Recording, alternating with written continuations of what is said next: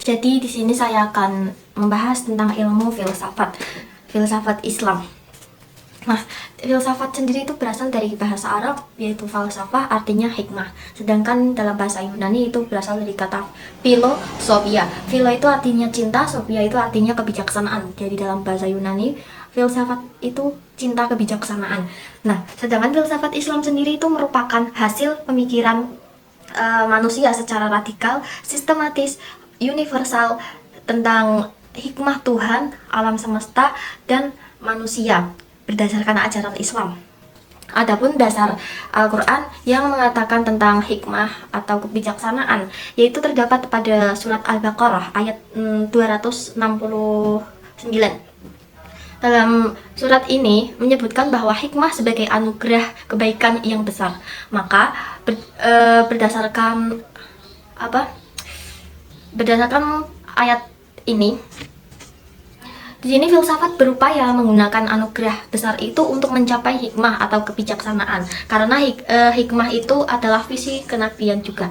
Nah, sebenarnya filsafat itu juga sudah ada sejak zaman Yunani kuno, jauh sebelum Islam itu ada. Namun dalam Yunani kuno itu namanya filsafat. Sedangkan setelah Islam ada itu namanya hikmah atau kebijaksanaan. Kedua hal ini sama saja namun beda nama. Sebenarnya juga yang mempelajari tentang hikmah itu bukan hanya filsafat saja, namun di tasawuf dan fikih juga belajar tentang filsafat atau membahas tentang kebijaksanaan atau hikmah tersebut. Namun bedanya di tasawuf itu membahas atau mengajarkan hikmah berdasarkan hati. Nah, kalau di fikih itu mengajarkan hikmah berdasarkan Al-Quran dan hadis atau sabda Nabi. Sedangkan di filsafat sendiri itu mengajarkan hikmah dengan menggunakan akal. Karena akal itu adalah anugerah yang besar, anugerah istimewa yang diberikan Allah kepada manusia. Jadi sebaiknya juga akal dipergunakan sebaik-baiknya untuk tujuan yang baik.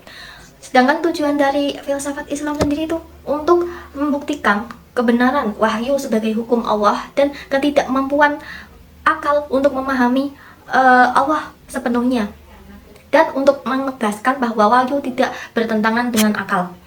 Kemudian ruang lingkup yang dikaji dalam filsafat Islam itu ada ilmu syariat, ilmu tariqah, ma'rifat, dan hakikat. Adapun tokoh-tokoh dalam filsafat Islam itu ada Al-Hallaj dengan ajaran yang paling terkenalnya yaitu hulul. Hulul itu artinya menempati atau bersemayam di sebuah tempat. Jadi menurut Al-Hallaj, Allah itu memiliki jasad atau sisi kemanusiaan, kemanusiaannya. Jadi Allah dapat menempatinya atau bersemayam pada manusia dengan menghilangkan segala sifat manusia dan menumbuhkan sifat Allah pada diri manusia tersebut. Kemudian ada Al-Farabi dengan teorinya yaitu emanasi atau Al-Faid. Teori Al-Farabi itu mengajarkan tentang proses urutan-urutan kejadian suatu wujud yang mungkin alam atau makhluk dari zat yang wajib al-wujud atau Tuhan. Menurut Al-Farabi, Tuhan itu adalah akal pikiran yang bukan berupa benda. Segala sesuatu menurut Al-Farabi itu keluar atau memancar dari Tuhan karena Tuhan mengetahui bahwa ia menjadi dasar susunan wujud atau sebaik-baiknya. Kemudian ada Abu Yazid Al-Bustami dengan ajarannya yaitu fana dan baka. Kemudian Ittihad. Kemudian manfaat dari mempelajari filsafat sendiri itu seseorang semakin mandiri secara intelektual. Misalnya melatih diri sendiri untuk berpikir kritis dan berpikir secara rasional, khususnya dalam ranah keilmuan, sehingga tidak mudah percaya dengan pendapat ataupun perkataan orang lain yang bisa saja itu tidak benar. Untuk manfaat mahasiswa TP sendiri, dengan mempelajari filsafat Islam dapat lebih memilah-milah lagi tentang paham-paham yang sekarang ini bermunculan. Contohnya itu paham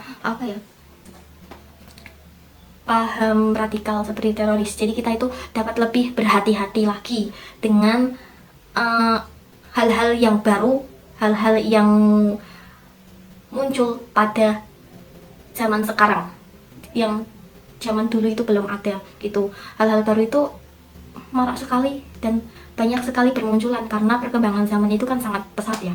Jadi banyak hal-hal baru yang dapat mempengaruhi akidah kita. Jadi kita itu dapat berhati-hati, kemudian dapat memilah-milah mana yang baik dan mana yang buruk. Contohnya seperti paham radikal, terorisme itu yang mempercayai bahwa contohnya itu bunuh diri itu baik, ngebom dan membunuh orang lain itu baik, dan mati tidak akan dihisab, langsung masuk surga. Itu kan perlu dikaji kebenarannya apakah benar atau tidak. Nah, mengkajinya itu dengan akal, menggunakan akal, karena akal itu adalah anugerah yang Allah berikan kepada manusia, jadi harus dimanfaatkan sebaik-baik mungkin untuk tujuan yang baik demi kemaslahatan masa depan.